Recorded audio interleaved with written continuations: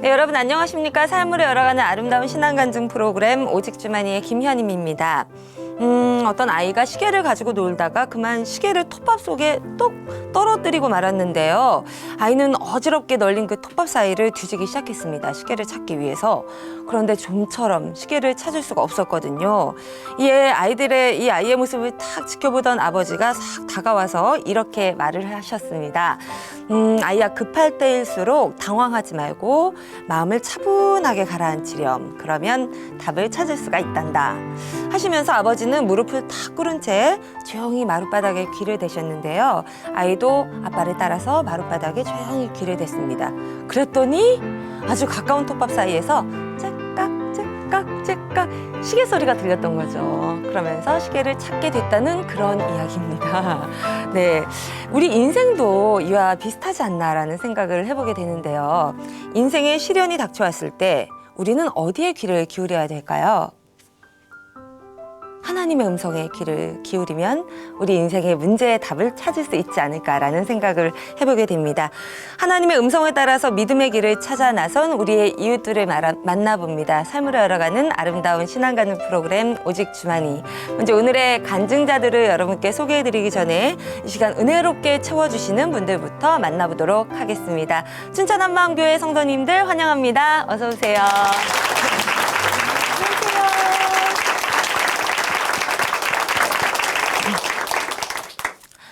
첫 번째 출연자입니다. 이분은 정말 강인하신 분인데요. 그 어렵고 무섭다는 암을 이겨내신 분입니다. 먼지도 세균도 살 수 없는 묵은실에서 우리 하나님을 만나셨다고 하는데요. 은혜의 눈물 흘리실 준비 되셨나요? 손수건 준비하실 시간 드립니다. 은혜 가득한 이야기 함께 들어보도록 하겠습니다. 춘천 한마음교회 유진숙 자매님이십니다. 어서 나오세요.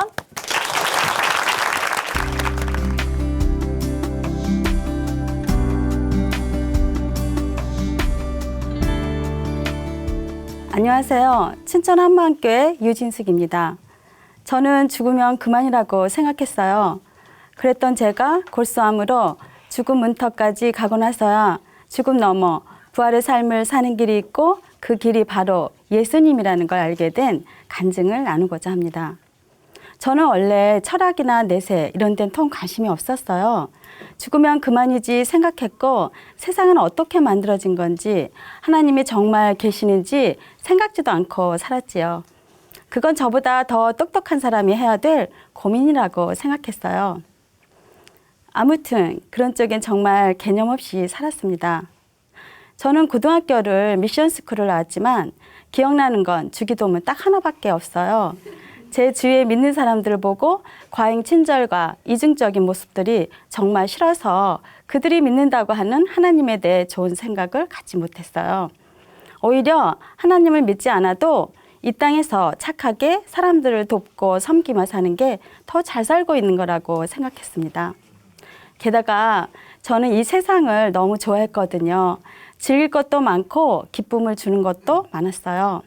근데 하나님을 믿으면 이런 즐거움과 기쁨을 다 포기하고 살아야 할 것 같은 막연한 두려움 때문에 미리부터 기독교에 대해 거부했던 것 같아요. 그러다 5년 전 어느 날 수아마비로 다리가 불편한 언니가 저희 집에 놀러 왔어요. 점심 식사 후 차 한잔 마시는데 갑자기 하나님 얘기를 하더라고요. 또 시작이네. 저는 더 이상 듣고 싶지 않아서 팔짱을 낀 채 언니의 말을 싹둑 자르며 이렇게 말했어요. 언니, 그런 얘기 하려면 우리 만나지 말자. 난 하나님 정말 싫거든. 천국과 지옥이 어디 있는데 죽으면 그만이지.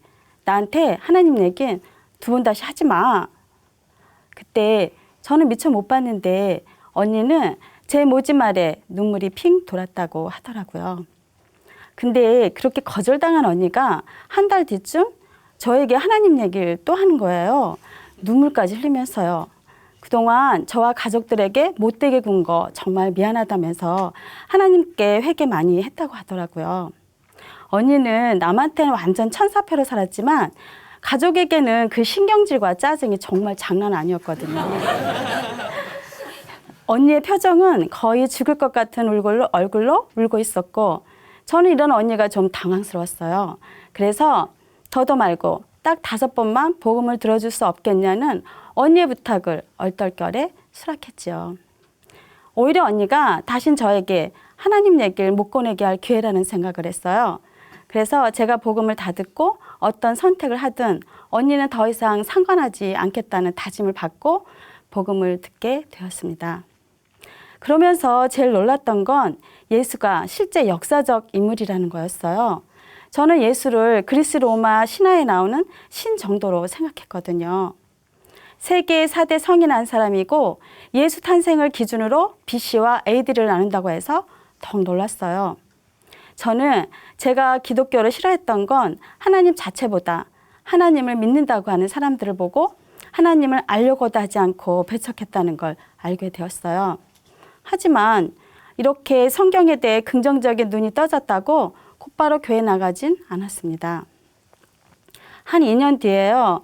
남편이 지인에게 서준 보증건이 잘못되어 저희 집 경제가 어려워졌어요. 마음이 낮아진 저는 언니와 다시 예배드리게 되었는데 예전의 마음과는 좀 달랐어요.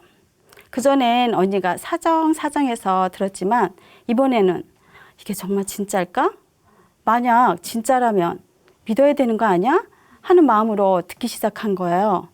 그러다 보니 말씀도 조금씩 들리기 시작했고 영접 기도도 했어요.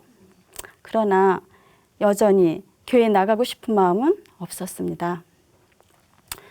예수님을 영접하고 얼마 후 저는 갑작스러운 허리 통증으로 병원에 입원하게 되었어요. 디스크 시술을 2번이나 받았지만 오히려 더 심해져서 응급실에 실려가게 되었습니다. 뼈가 주저앉을 위험이 있다고 해서 허리 보조기에 지탱하며 정밀 검사를 받았는데 결과는 다발성 골수암이었어요. 골수암? 이게 뭐지? 이거 그냥 죽는 병인가? 순간 가슴이 철렁 내려앉았어요. 죽으면 그만이지 생각하며 살아왔지만 막상 죽을지도 모른다고 생각하니 두려움이 밀려왔습니다. 골수암은 혈액을 만드는 골수에 암세포가 생긴 병인데요. 뼈의 통증이 너무 심해서 견디기 힘든 병입니다. 보통 발견되면 말기로 본대요. 저와 가족들은 서로 말없이 각자의 휴대폰으로 검색을 했어요. 올라온 글들 대부분이 골수암에 대해 절망적인 이야기 뿐이었습니다.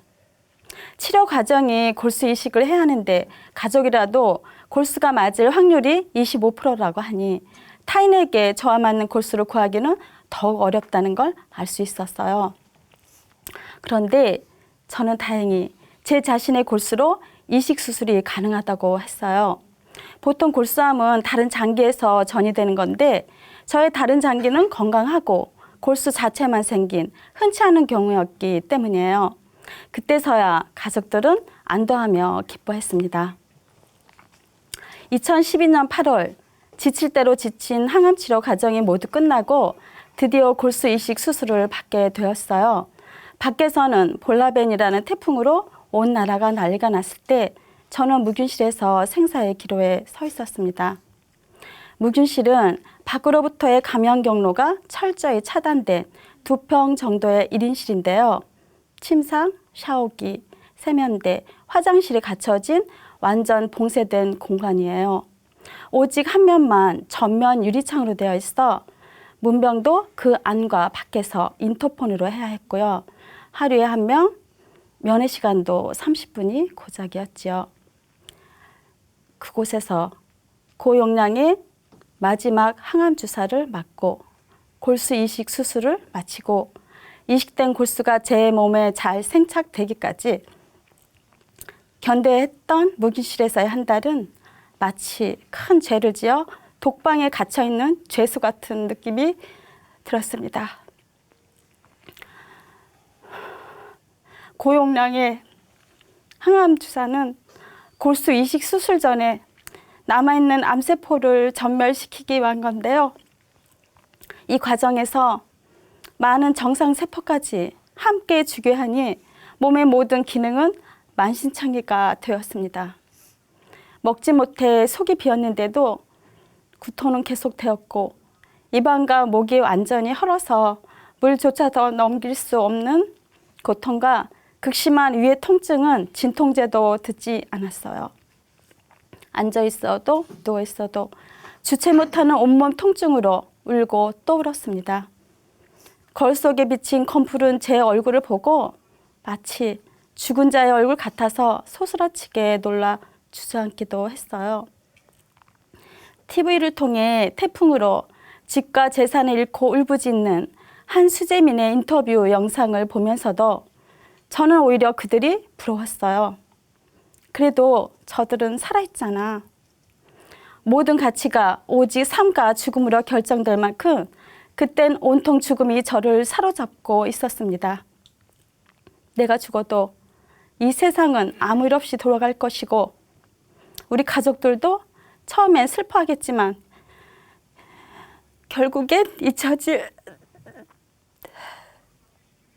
나는 아주 하찮은 존재구나 생각하니 공포와 두려움으로 온몸이 떨려왔습니다. 하나님 살려주세요. 저 살고 싶어요. 죽음의 문턱에서 본능적으로 몸부림쳤습니다. 눈물이 비 오듯 쏟아졌어요. 그때서야 무기실에 갖고 들어오긴 했지만 한 번도 들춰보지 않았던 성경책을 펼쳐 읽기 시작했습니다. 단 1분도 견디기 힘들었던 제가 1시간을 훌쩍 넘겼는데요. 고린도 전설 읽던 중 제 눈에 확 들어온 말씀이 있었어요. 다시 살아나사 이 말씀이 계속 제 안에서 맴돌았습니다. 다시 살아나사? 예언된 대로? 성경대로? 그럼 죽으면 그만인 게 아니네. 다시 사는 게 있는 거야? 아, 예수님이 진짜 부활하신 게 맞네. 예수님이 하나님이신 게 맞구나. 순간 숙제하듯이 외웠던 말씀이 떠올랐어요. 죄에 대하여 함은 저희가 나를 믿지 아니함이요. 저희가 나를 믿지 않는 거? 아, 이게 바로 죄구나. 예수 믿지 않는 거, 내가 주인 된 거, 하나님을 마음에 두기 싫어했던 날 위해 죽으시고 부활하셔서 그 부활로 믿을 만한 증거를 주셨는데도 여전히 예수를 믿지 않았던 죄, 이게 바로 지옥 갈 죄구나. 그때까지 전혀 생각지 않았던 지옥이 갑자기 두려웠습니다. 그럼 이제 어떡하지?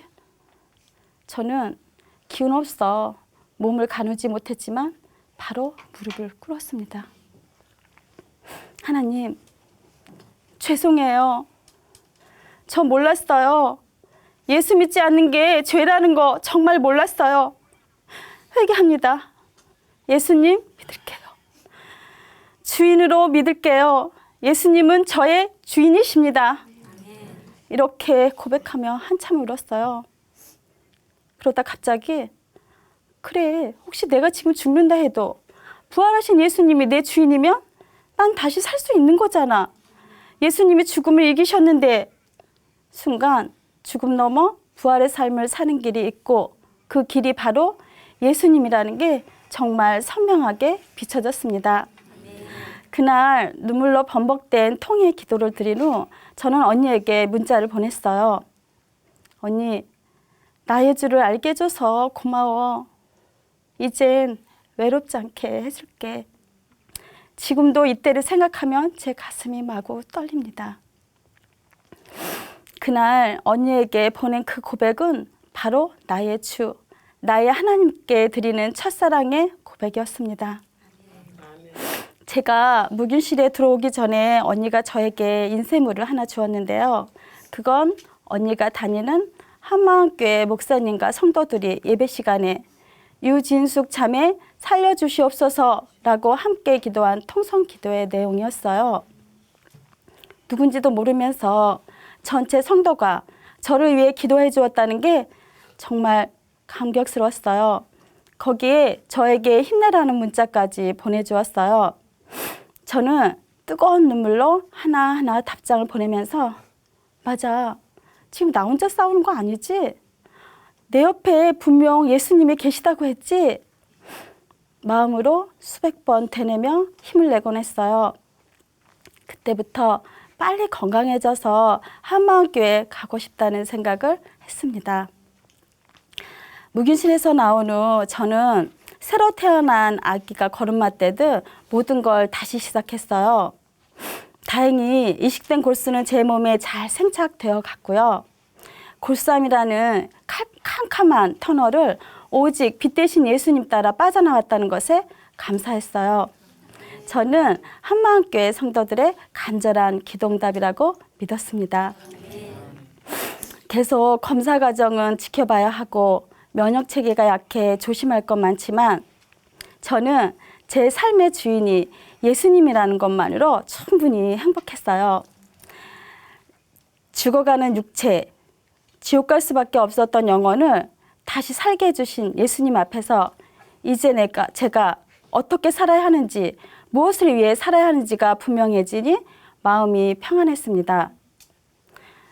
2013년 봄 한마음교회가 곧 이전한다는 소식을 듣고 저는 우사교회가 헐리기 전에 보고 싶어서 서둘러 교회에 갔어요. 예배당에 들어서자 마치 고향에 온 것 같은 느낌이 들어 눈물이 마구 쏟아졌습니다. 처음 본 성도들의 얼굴은 근심 걱정이라고는 전혀 없는 사람들 같았고요. 제 휴대폰에 격려 문자로만 기억했던 이름들과 실제 만나 대화하고 있다는 게 꿈만 같았습니다. 이후 성도들과 함께하면서 저는 그들의 삶을 보고 놀랐어요. 그들 역시 현실적으로 어려운 문제는 있을 텐데 그들은 예수 안에서 온전한 자유와 평강을 누리며 살고 있었습니다. 세상에서 흔히 내보이는 자존심, 자기 포장, 허세 그런 건 전혀 없었고요. 그저 있는 그대로 예수가 주인된 자들이 모인 공동체라는 게 초신자인 저에게도 한눈에 다 보이더라고요.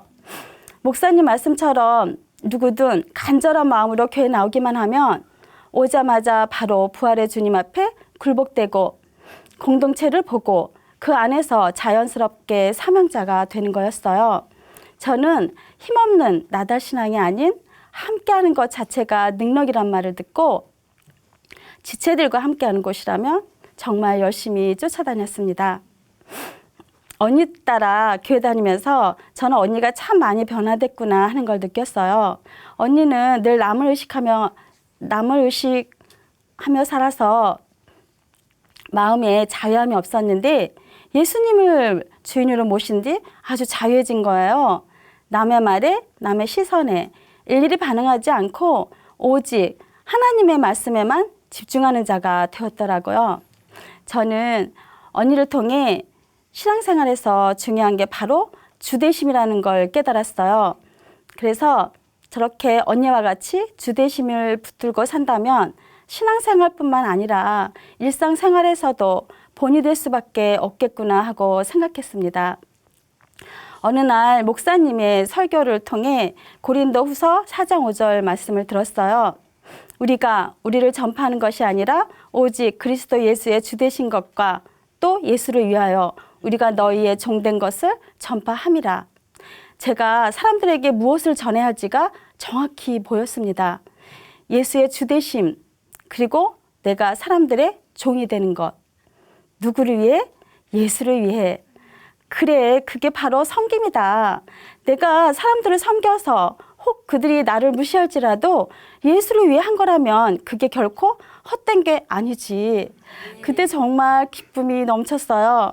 예수님도 이 땅에서 죽기까지 종된 삶을 살다 가신 것처럼 저 역시 그런 종된 마음으로 살아야 하는 게 마땅하다고 생각했습니다.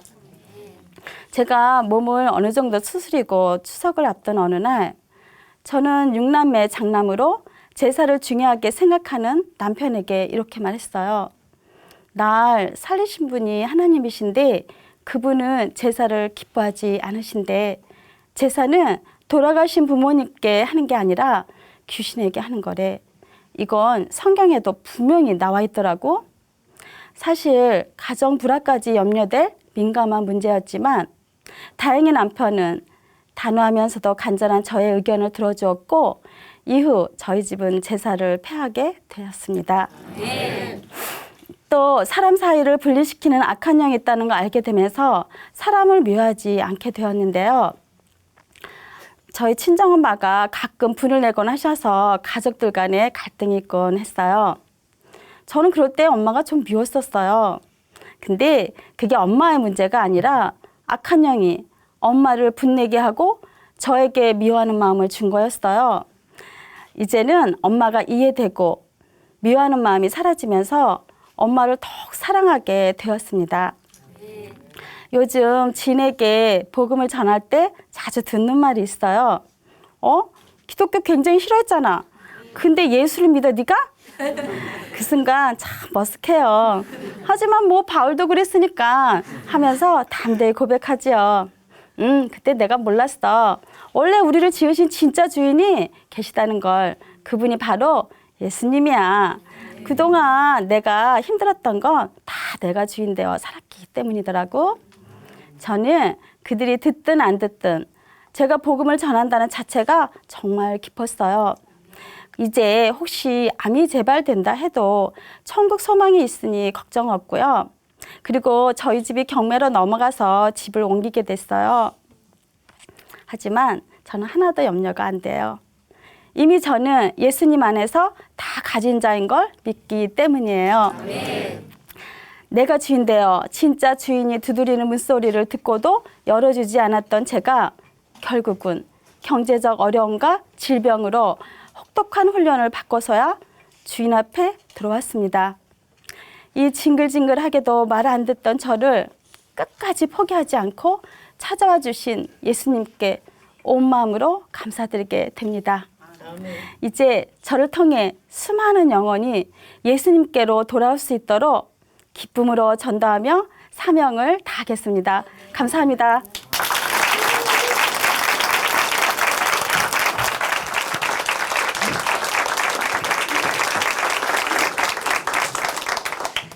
진숙 자매님 간증 들으면서 저기 저 멀리 있는 신화 속의 신이 아니라 내 주변에서 내 마음을 만져주시고 나를 살뜰히 챙겨주시고 돌봐주시는 우리 예수님이다라는 것 다시 한번 느끼게 됐습니다. 진숙 자매님은 우리 하나님이 정말 사랑해 주셨네요. 육체의 죽음의 문 앞에서 영원히 살 수 있는 부활을 만나게 해주셨습니다. 우리 하나님 정말 놀라운 분이 아니신가요? 박수가 나와야 되는 거 아닌가요?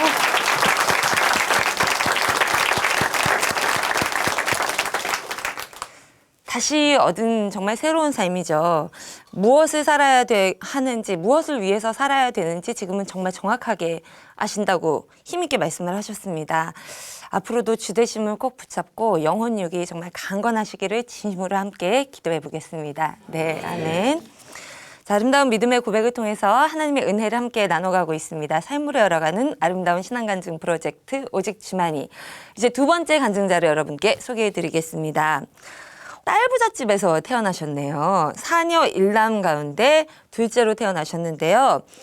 아이고, 내 딸 중에 가장 못생겼다 이런 이야기를 많이 들으셨다고 합니다. 그래서 어렸을 때부터 주눅이 좀 많이 들었었는데요. 사회생활도 좀 힘겹게 하셨고 거기에 결혼 생활에서도 좀 어려움이 있었다고 합니다. 외모 때문에 컴플렉스를 갖게 되고 그로 인해서 심지어는 우울증까지 겪으셨다고 하는데요.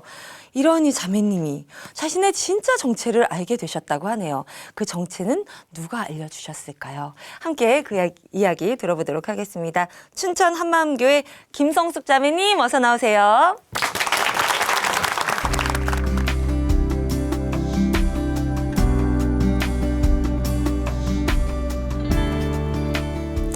안녕하세요. 춘천 한마음교회 김성숙입니다. 이름처럼 성숙하지 못하고 미숙한 생각과 삶으로 미운 오리처럼 살았던 제가 예수님의 부활로 살아계신 하나님을 만나 진짜 신부님 백주였음을 알게 되면서 모든 문제가 해결되고 진리로 자유해진 간증을 나누고자 합니다. 줄줄이 딸 넷을 낳고 간신히 아들을 낳으신 부모님 밑에 둘째로 태어난 저는 부모님의 눈치 아닌 눈치를 보며 자랐어요. 귀한 아들이 태어난 순간 이제 사랑받기는 틀렸다는 체념 같은 것이 생긴 것 같아요. 딸이 넷이다 보니 부모님께 더 사랑받고 싶은 마음이 있었거든요. 언니는 사진관에 사진이 걸릴 정도로 미인이었고 셋째 딸은 보지도 않고 데려간다고 하잖아요. 넷째는 하얀 푸비에 정말 귀엽게 생겨서 부모님이 딸임에도 불구하고 너무 예뻐하셨거든요. 친척들이나 동네 아주머니들도 저희 집 딸들의 미모에 대해 자주 언급하셨는데요. 유독 저만 예쁘다는 소리를 듣지 못했어요.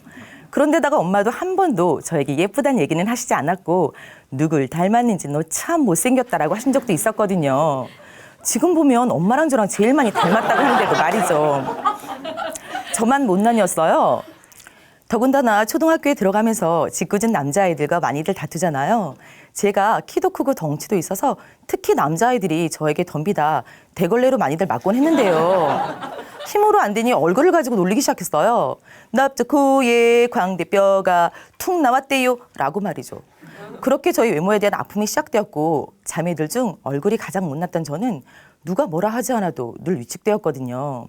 그래서 착한 딸이 되어 사랑받아야겠다는 결심을 했어요. 친척들이 용돈을 주면 한 푼도 쓰지 않고 모아서 엄마에게 드렸고 집안 청소도 엄마를 도와 정말 열심히 했어요. 눈치라도 빨라야겠다는 생각에 늘 촉각을 세우고 부모님이 필요하신 것이 뭔지 알아서 척척 해드렸던 거예요. 딸 중에 제일 눈치 빠르고 착한 딸이라고 칭찬을 받기 시작했어요. 결코 예쁘지는 않지만 착한 딸로 말이죠. 사춘기가 되면서 외모에 관심을 많이 갖게 되잖아요. 외모에 자신이 없던 터라 외모가 아닌 성격의 승부수를 걸어야겠다는 생각을 했어요. 새학기가 되면 반 아이들의 이름을 다 외워 먼저 다가가게 되었고 스스럼 없이 이름을 불러주니 친구들이 많이 생겼고 성격 좋다는 얘기를 많이 들었어요. 다행히 외모에 대한 평가와 비판을 피할 수가 있었죠. 학교를 졸업한 저는 회사에 취직하려고 면접을 보게 되었어요. 큰 회사에 면접을 보러 갔는데요. 마지막 면접에서 면접관이 저를 보자마자 무조건 합격이라는 거예요. 다들 놀랐죠. 그런데 합격의 이유가 제 인상이 말술을 잘 마시게 생겼고 음주 가무에 뛰어날 것 같다는 거예요. 솔직히 저는 체질적으로 술을 한 모금도 못 마시고 음치에 또 몸치거든요. 그래서 그 회사를 포기하고 면접만 계속 보러 다니다 지칠 때쯤 한 회사의 면접 시험을 보게 되었어요. 주위를 보니 다들 너무 예쁜 거예요. 주눅이 확 들더라고요. 어차피 안 될 것 같아 이왕 떨어질 것 당당하게 면접을 봤죠. 근데 제가 딱 붙은 거예요. 너무나 놀랐죠. 알고 보니 저와 같이 면접 본 아가씨는 비서실로 발령이 났고 저는 회계팀으로 발령이 났더라고요. 그럼 그렇지 하는 생각이 들었어요. 신입이 들어가니 남자 사원들이 난리가 난 거예요. 물론 저 때문이 아니라 비서실 사원 때문이었죠. 운명의 장난처럼 그 예쁜 사원과 저는 나란히 앉게 되는 웃지 못할 일이 벌어진 거예요. 남자 직원들뿐 아니라 여직원들까지도 그 직원에게는 천사 같다느니 눈이 호수 같다니 야단이 났고 저는 악동 같다며 말로 상처를 주었어요. 그래서 저는 그 차별감을 일로 풀자는 생각에 죽도록 일을 했어요. 밤낮을 가리지 않고 정말 열심히 일을 했어요. 그 결과 6개월 만에 창립 이래로 신입사원인 제가 모범상과 특별승급을 받게 된 거예요. 드디어 인정받게 되었죠. 그 후 저희 주가가 쭉쭉 올라가는 듯 싶더니 급기야 직장 상사로부터 프로포즈까지 받게 되었어요. 처음 받는 프로포즈인데다가 왠지 지금 결혼하지 않으면 평생 시집을 못 갈지도 모른다는 불안감이 생기더라고요.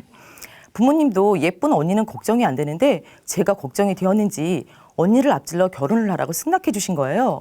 그런데 문제가 생겼어요. 남자 집에 인사를 갔는데 그쪽 어머님이 제 첫인상이 마음에 드시지 않는다는 거예요. 인상이 너무 사납게 생겼다고 반대를 하시는 거예요. 자존심이 너무 상해서 뒤도 안 돌아보고 헤어지게 되었고 세월이 흘러 결혼 정년기가 되어 친구들이 하나둘씩 결혼을 하고 부부 동반 모임이 잦았는데요. 상처로 사람을 만나기 두려워 솔로였던 저는 그런 모임이 그렇게 가시방석이었어요.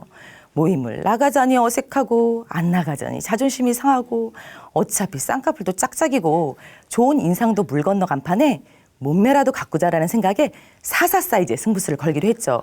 제가 그래도 가장 자신 있었던 것이 길고 가는 다리였거든요. 그래서 한창 유행이었던 고기 다이어트를 하게 되었는데요. 아침에도 고기, 점심에도 고기, 저녁에도 고기를 먹으며 몇 개월을 버틴 거예요. 그랬더니 환상적인 몸매가 만들어지더라고요. 그러나 기쁨도 잠시 영양 불균형으로 머리털이 우수수 빠지는 거예요. 인어공주도 아니고 몸매를 어짜고 머리털을 잃을 수는 없잖아요. 그래도 다이어트 덕에 44 사이즈를 유지하게 되었고 최대한 짧은 미니스커트와 10cm 이상 되는 힐을 신으며 자신감을 얻어가던 어느 날 길을 가는데 뒤에서 한 남자의 목소리가 들리는 거예요. 저기요, 저기요 하면서 말이죠. 저는 뒤를 딱 돌아봤죠. 그 남자는 순간 흠칫하는 것 같더니 자신의 신분증과 명함을 내밀며 차 한잔 하자고 하더라고요. 그 후로 몇 명의 남자가 저를 따라오는 일이 있었어요. 몸매 덕으로 자신감 충전을 받은 저는 전부터 알고 지내던 사람의 대시로 교제를 시작하게 되었고 이번에는 잘해서 결혼까지 해야겠다는 생각을 했어요. 그러나 생각처럼 되지 않았어요. 이번에도 인사를 갔는데 광대뼈가 너무 나와서 팔자가 세 보인다며 인상을 보니 부모님께 잘할 것 같지도 않다고 하시는 거예요. 어떻게 이런 일이 2번이나 생길까 하고 마음에 낙심이 되며 사람을 겪어보지도 않고 외모로 판단을 하니 저는 또 한 번의 상처를 받고 우울증에 시달리게 되었어요. 급기야 우울증이 심해지니 죽어버려야겠다는 생각을 하게 됐어요. 자살을 하려고 하니 겁도 나고 자살을 하면 천국에 갈 수 없다라는 생각에 차라리 죽을 용기로 성형수술을 하자는 생각이 들었어요. 성형을 하다 죽으면 자살은 아니니 지옥 가진 않겠지라는 생각을 한 거죠. 그래서 강남의 유명한 성형외과에 문을 두드렸어요. 성형외과에 갔는데 유명한 여배우와 딱 마주친 거예요.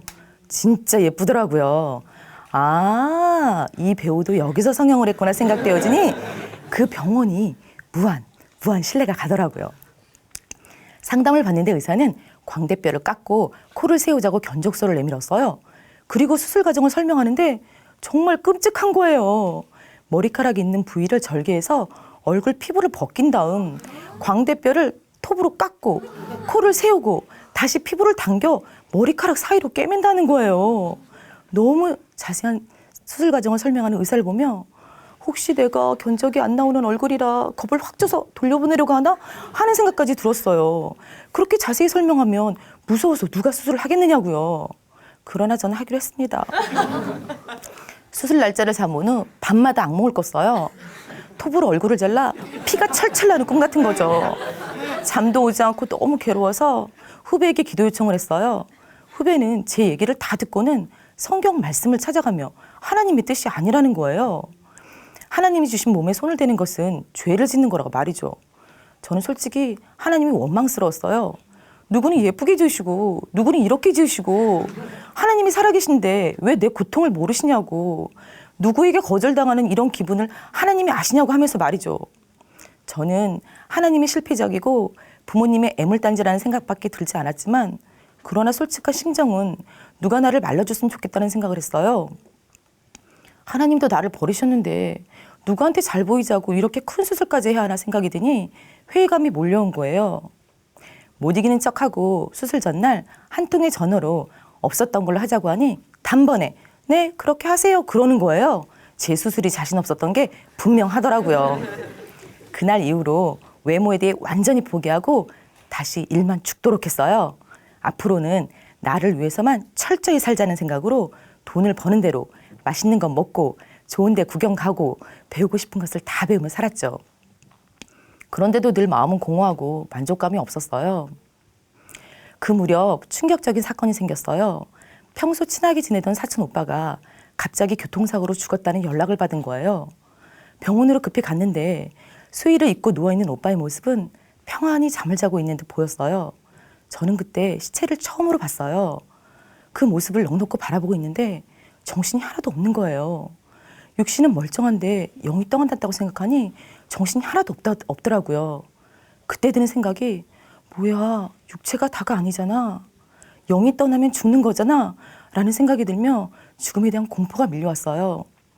오빠의 장례를 치른 후 저는 사람의 육체가 아닌 정말 해결해야 되는 것은 영이라는 생각이 들며 사람이 죽으면 육체는 썩어지고 영은 어디로 가는 거지? 정말 천국과 지옥은 있는 걸까? 정말 해결해야 하는 것은 죽음의 문제가 아닐까? 나는 살과 뼈만 매달려 그것만 신경 쓰고 살았는데 정작 해결해야 하는 것은 영의 문제라는 것을 생각하게 되었어요. 그러면서 식사도 못하고 불면증에 시달리는 날이 계속되었어요. 사는 게 의미 없어지고 의욕이 없던 어느 날 선배에게서 아직도 날씬하냐며 전화가 왔어요. 날씬하다고 하니 한 남자를 소개시켜 주었어요. 마음 들 곳이 없고 힘든 시기였기에 아무 생각 없이 만나게 되었죠. 그런데 남자의 첫인상이 너무 날카로워 보이는 거예요. 별 기대 없이 대화를 이어가는데 시간이 갈수록 사람이 너무 진중하고 점잖은 거예요. 말을 하기보다는 제 얘기를 잘 들어주었어요. 인상 가는 사뭇 다르게 이 사람도 나처럼 오해를 부르는 인상이구나 생각되어지니 왠지 모를 측은함이 생겼어요. 이해하고픈 마음과 더불어 이 사람에게 기대고 싶다는 생각이 들었어요. 그리고 만남을 계속 이어갔지만 문제는 해결되지 않았고 사람들에게 죽음의 문제가 고민이라고 얘기하고 다니게 되었죠. 그러나 아무도 명쾌한 답을 주지는 않았어요. 그런데 얼마 후 아는 언니로부터 한 통의 전화를 받게 되었어요. 그 언니는 완벽한 신앙생활의 표본이었고 하나님에 대한 열정이 넘치는 언니여서 평소 언니의 말을 잘 따랐어요. 그런데 그 언니가 대뜸 전화를 해서는 자기의 믿음이 잘못된 거였으며 이제야 예수님을 만났다고 하는 거예요. 저는 언니가 무슨 말을 하는지 잘 몰랐지만 언니가 죽음의 문제를 해결했다는 단 한마디에 정신이 번쩍 들었어요. 저는 너무 놀라 당장 만나자고 했고 언니를 통해 춘천 한마음교회 작은 교회를 나가게 되었어요. 첫 예배를 드리는데 일꾼의 말이 전능하신 하나님이 나를 사랑해서 나를 위해 이 땅에 사람으로 오셨다는 거예요. 저는 속으로 무슨 나를 위해 오신 거겠어. 우리를 위해 오신 거잖아 하면서 처음에는 말씀을 듣지 못했어요. 그런데 딱 한 말씀이 생각나는 거예요. 참 빛, 곧 세상에 와서 각 사람에게 비치는 빛이 있었다는 거예요. 각 사람에게? 각 사람에게?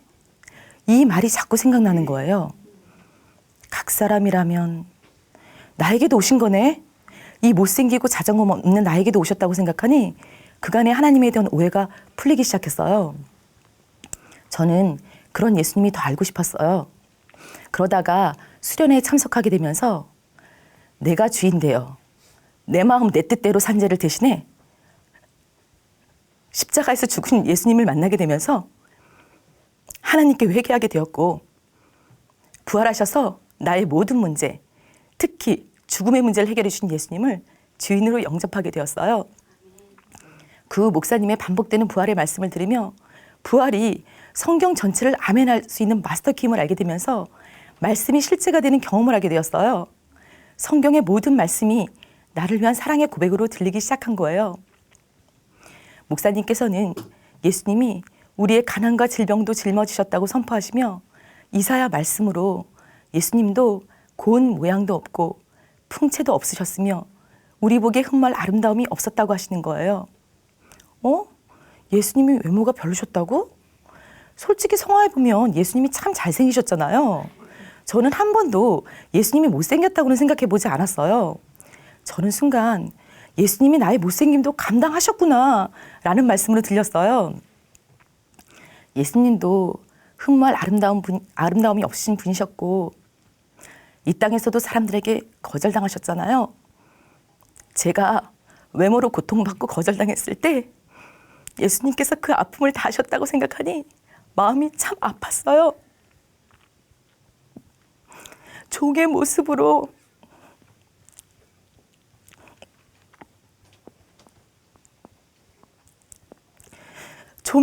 오셨구나. 하늘 보자 버리고 오신 예수님이 너무 감사하기도 했지만 정말 그 사랑이 감당이 되지 않았어요. 당신이 지으신 피조물이 욕하고 저주하며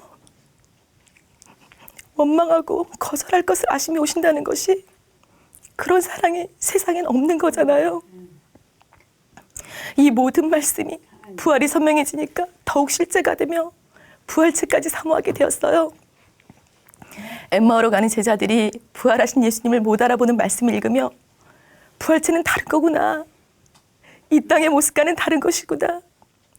그래서 초대교회 믿음의 선배들이 더 좋은 부활체를 사모하여 극형을 마다하지 않았구나라는 말씀이 깨달아졌어요.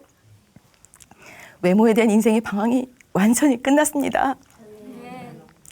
더 좋은 부활체를 얻기 위해 육신이 있을 때 주를 위해 사는 것만이 가장 지혜로운 자이며 부활하셔서 나의 주인이 되셨으니 염려할 것도 누릴 일도 없기에 더 이상 세상 누구에게도 기댄다는 것은 무의미한 일이 되었어요. 사람에게 기대려 했던 것은 아니라는 생각에 만나던 남자에게 즉시로 복음을 전하며 매주 교회를 다닐 것이며 만약 나와 결혼을 할 생각이면 11조와 제사 문제를 해결하겠다는 각서를 쓰라고 했어요. 못할 거면 헤어지자고요. 솔직히 그 남자가 저랑 결혼하자고 한 것도 아닌데 말이죠. 그런데 신기한 것은 그간 좋다는 표현도 잘 안 하던 그 남자는 그로부터 매주 저를 춘천으로 실어 나르는 거예요. 그때는 새길이 나지 않아서 여름에 갈 때는 7시간씩 걸리는 날도 꽤 있었거든요. 그 사람은 쉬지도 않고 운전을 하고 저는 피곤하니 뒷좌석에서 신문을 덮고 자면서 왔죠. 그 모습을 지켜보는 일꾼 언니는 결혼해도 좋을 것 같다는 얘기를 해주었고 그 남자는 남편이 되었습니다. 물론 부모님의 반대도 없었어요. 인사를 갔는데 아버님이 저를 보시며 인상이 낯설지 않고 너무 좋다며 흡족해 하셨고 며느리로 받아주시며 감사해서 잘 섬겨드려야겠다는 생각을 했어요. 예수님의 사랑으로 섬겨드렸더니 수십 년간 드렸던 제사를 없애고 추도 예배로 바꾸기까지 하셔서 너무 감사했어요. 저는 미운 오리인 줄 알았어요. 그런데 하나님 보시기에 존귀하고 아름다운 백조였던 거예요. 제 신분이 알아지니 이제 해야 할 일은 오직 복음을 전하는 일이 되었어요. 예수님을 만나고 그 사랑의 마음이 너무 뜨거워지니까 직장 동료들에게 복음을 전하게 되었고 한두 명 모여서 드린 예배가 7명이 되면서 신우회가 만들어졌어요. 같이 직장을 다닌 동료는 지금까지도 작은 교회를 섬기는 충성된 일꾼이 되었고요. 얼굴이 하얗고 귀여운 막내 동생은 작은 교회를 섬기는 지체로, 제부는 공동체와 연합하여 모교 강당에서 학교 후배 수백 명에게 부활의 복음을 전하는 일꾼이 되어 지금까지 섬기고 있어요. 전철을 타고 가다가 우연히 만난 예전에 유명한 탤런트에게도 복음을 전해드리는 일도 있었고요. 복음을 전하고 제자 삼고 양육하는 것이 사명이기에 아파트 이웃들에게 복음을 전해 작은 교회를 세웠는데요. 외모 때문에 오해를 사서 처음에는 좀 힘들었지만 외모도 예수님의 사랑은 어쩔 수 없었어요. 요즘은 학습 슈터 일을 하고 있어요. 매주 아이들을 만나 수업을 하게 되는데 한 아이가 저희 툭 튀어나온 광대뼈를 보며 선생님 이 속에 뭐가 들어있어요? 라고 물어봐요. 예전 같으면 얼굴이 달아오르고 부끄럽다 생각했었을 텐데요. 이제는 이렇게 말을 해요. 선생님 불에는 놀라운 이야기가 들어있다? 한번 들어볼래? 하면서 부활하신 예수님을 소개해요. 또 탤런트인 한 아이는 어릴 때부터 연기를 해서 사람들의 표정을 잘 읽는다고 해요. 그런데 그 아이가 선생님은 진짜 예쁘신 것 같아요 라고 해요. 늘 표정이 밝고 신나게 사는 게 선생님을 예뻐 보이게 한다는 거예요. 제가 예수님 때문에 이런 사람이 된 거죠. 오늘도 부활하신 예수님이 나의 주님이시기에 너무 행복한 하루를 시작합니다. 예수 부활, 나도 부활. 감사합니다.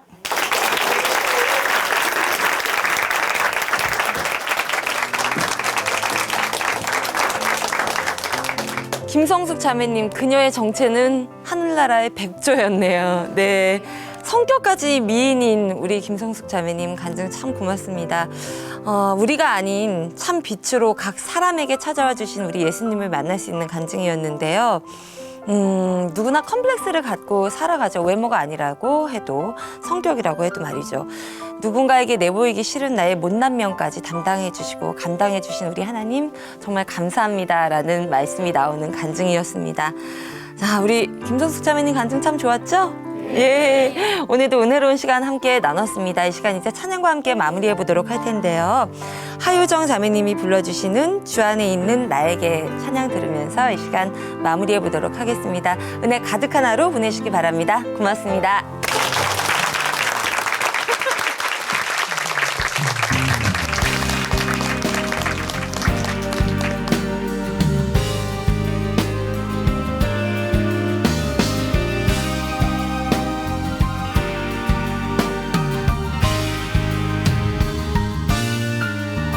주 안에 있는 나에게 난 근심이 있으랴.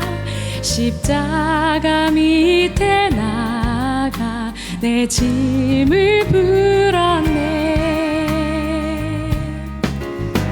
그 두려움이 변하여 내 기도 되었고 전날의 한숨 변하여 내 노래 되었네. 주님을 찬송하면서 할렐루야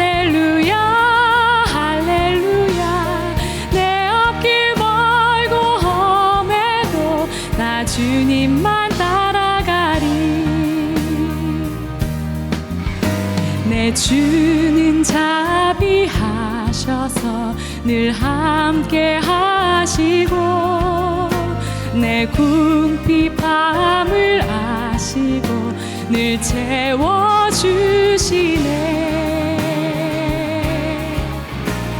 주님을 찬송하면서 할렐루야 할렐루야. 내 앞길 멀고 험해도 나 주님만